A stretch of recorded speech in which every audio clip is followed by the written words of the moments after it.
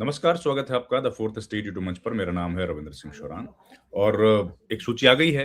हम लोगों ने तो खैर कल ही बता दिया था, लेकिन सूची फाइनली आ गई और सूची आई है कि करमवीर सिंह बोध को ही उम्मीदवार बनाया गया है, प्रत्याशी के तौर पर उनको नाम आगे बढ़ाया गया है, वो रहेंगे। उसके अलावा कांग्रेस पार्टी ने हिमाचल प्रदेश से अनुराग सिंह को बनाया है। वो प्रत्याशी के तौर पर वहां पर लड़ते दिखेंगे। और एक सूची दी इसमें अभिषेक मनु सिंघवी को बनाया है तेलंगाना से, वी नरेंद्र रेड्डी भी तेलंगाना से, तमिलनाडु से एम क्रिस्टोफर तिलक, अनुराग शर्मा रहेंगे हिमाचल प्रदेश, हरियाणा से करमवीर सिंह बोध, फूलो देवी नेताम छत्तीसगढ़ से। ये लिस्ट आ गई है। खैर, हम लोग बात करेंगे हरियाणा की। हरियाणा में करमवीर बोध के आने के बाद बड़े अलग अलग रिएक्शंस आ रहे हैं और काफी रिएक्शन जो है नेगेटिव है। तो देखेंगे भाई क्या रीजन है। हमारे साथ जुड़ गए हैं जगदीप सिंह सिंधु साहब।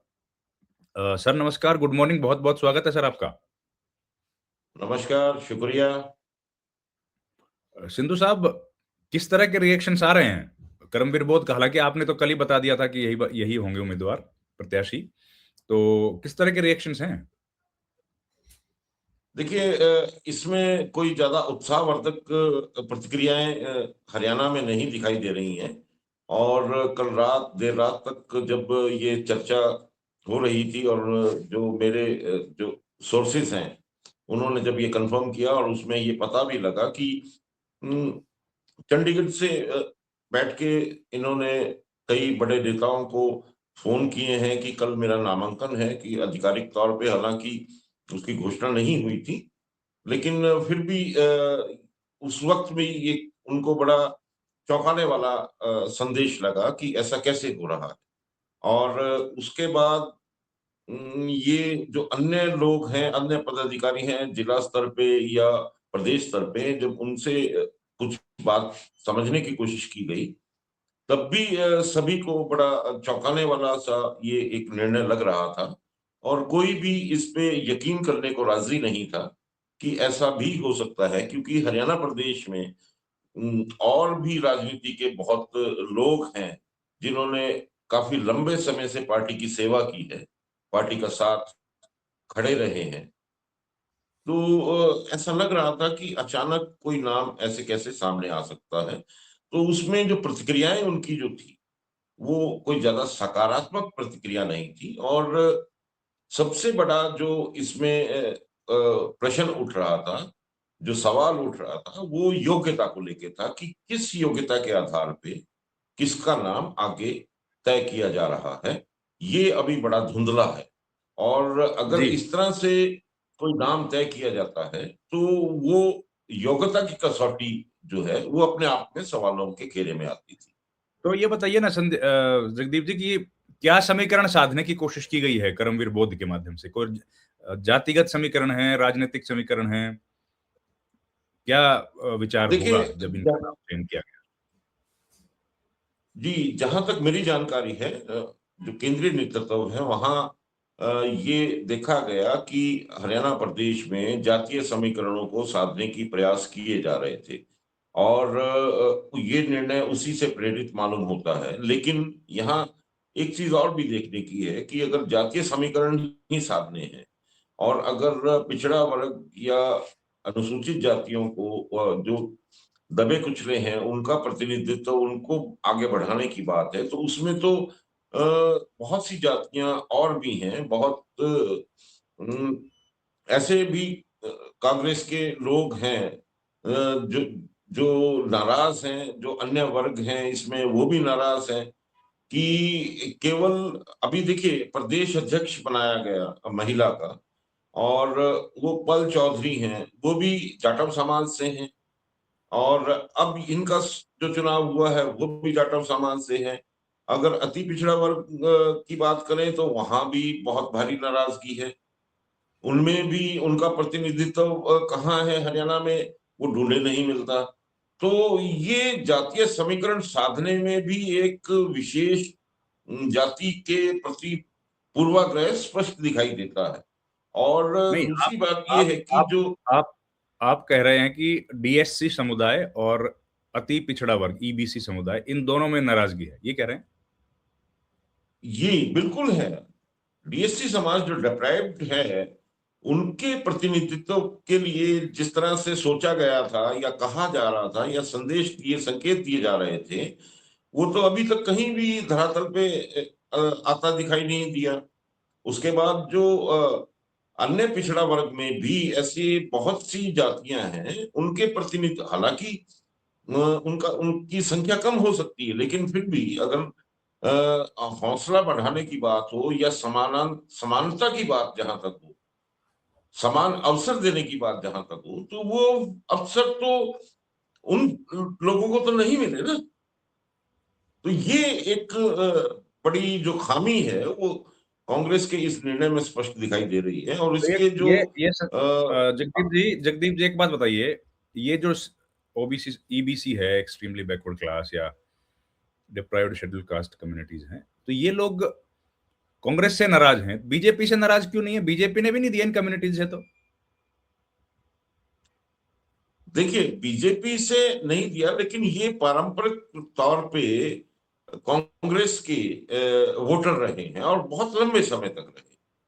और जब उनकी अपेक्षाएं कभी पूरी नहीं की गई, उनको ऐसा लगने लगा कि उनका प्रयोग किया जा रहा है, तो वो जो उनके अपने लाभ हैं, अपनी स्थितियां हैं, वो उनको लगा कि भारतीय जनता पार्टी की तरफ उनको ज्यादा मिल सकती है।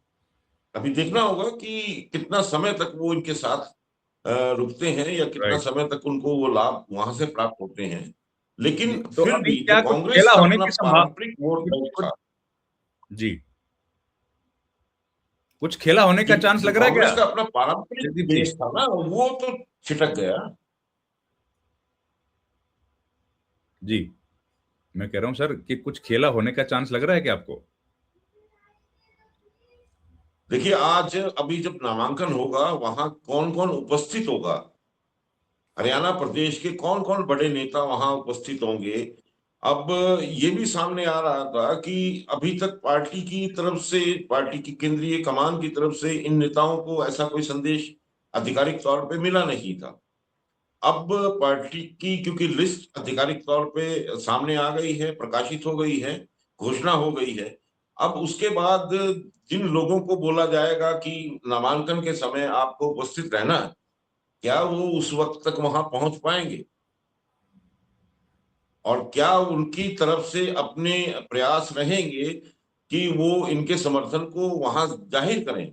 ये दिन में आज स्पष्ट हो जाएगा कि कौन किसके समर्थन में कहां खड़ा है। और जहां तक भूपेंद्र हुड्डा का सवाल है, जो बड़ा प्रभावी गुट हरियाणा में माना जाता है, ये भी एक तरह से समझा जा रहा है कि पार्टी ने ये संदेश देने की कोशिश की है कि भूपेंद्र हुड्डा गुट की ही मान्यता केवल हरियाणा में नहीं रहेगी, पार्टी केंद्रीय कमान अपने तरीके से फैसले लेगी। ये जो गुटबाजी थी हरियाणा में, जिसको गुटबाजी को दूर करने के प्रयास किए जा रहे थे, अब लगता है कि वो जो गुटबाजी है वो उस तरह से थमने वाली नहीं है। क्योंकि बहुत से ऐसे कैंडिडेट हैं। और सबसे बड़ी बात ये है कि इसमें जो बार बार सवाल उठता है वो ये है कि जो करमबीर बोध हैं, इनकी सक्रिय राजनीतिक भूमिका कितनी लंबी है कांग्रेस में, एक बात। दूसरी बात ये है कि इन्होंने क्या योगदान पार्टी के लिए अभी तक किया है।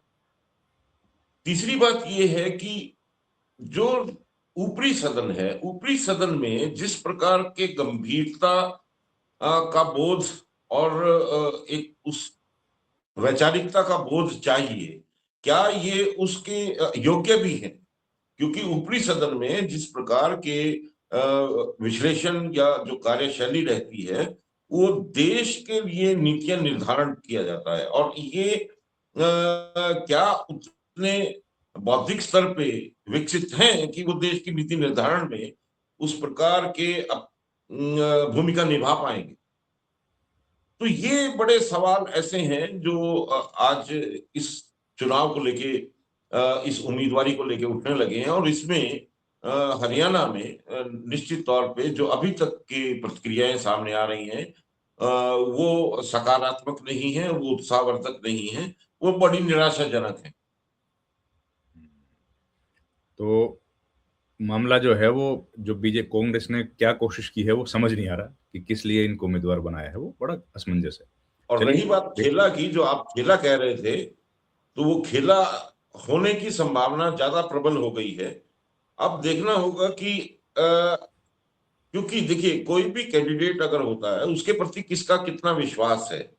और जो विधायक हैं, जब तक उन विधायकों में ये नहीं होगा कि कोई एक हमारा सीनियर या पार्टी के द्वारा चुना गया कोई ऐसा सीनियर नेता है, तो संशय तो बनता है। क्योंकि अब ये तो नहीं कहा जा सकता कि सभी लोग एक उस लीग से बंधे हैं। और डेमोक्रेसी है, डेमोक्रेसी में जितने भी विधायक हैं वो अपने प्रयासों से पार्टी से, हालांकि अनुशासन भी रहता है पार्टी का, पार्टी लाइन की भी बात होती है, लेकिन बहुत से ऐसे इसमें पड़ते हैं जिसको अभी देखना होगा कि वो कैसे करवटें लेती हैं। और ये चुनाव में अभी दिन में ये भी तय हो जाएगा 12 बजे तक, क्योंकि आज नामांकन का आखिरी दिन है, कि दूसरा कोई कैंडिडेट और भी सामने आता है तो क्या मुकाबला बनता है। क्या तीसरा कैंडिडेट कोई सामने आ जाता है तो क्या किस प्रकार के समीकरण बनते हैं मुकाबले में, कौन कौन और नामांकन करेंगे। उसके बाद ही रविंद्र जी ये तय हो पाएगा कि इनका राज्यसभा जाना कितना सुरक्षित है, कितना सुनिश्चित है, और कांग्रेस पार्टी में किस प्रकार एकजुटता बनी रहेगी, या कौन सा गुट कहाँ हिलने की स्थिति में है, नहीं है। तो ये बड़े से जो संभावनाएं हैं, ये शाम जी। 4-5 बजे तक स्पष्ट होने लगेंगी। चलिए, इस बीच में फिर आपसे दोबारा बात करेंगे और अनफोल्डिंग होंगी जो स्टोरीज, जो कहानियां, उस पर आपसे चर्चा करते रहेंगे। आपका बहुत बहुत धन्यवाद sir. Thank you very much. जी जी, शुक्रिया।